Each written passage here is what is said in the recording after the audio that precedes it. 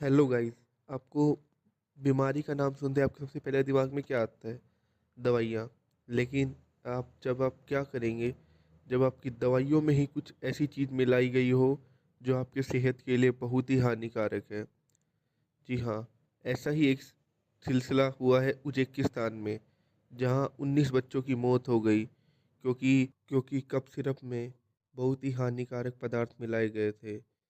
ये कंपनी अपने ही भारत की नोएडा बेस्ड कंपनी थी, जिसकी वजह से 19 बच्चों की जान चली गई। अगली बार दवाइयाँ खरीदते वक्त सतर्क रहें।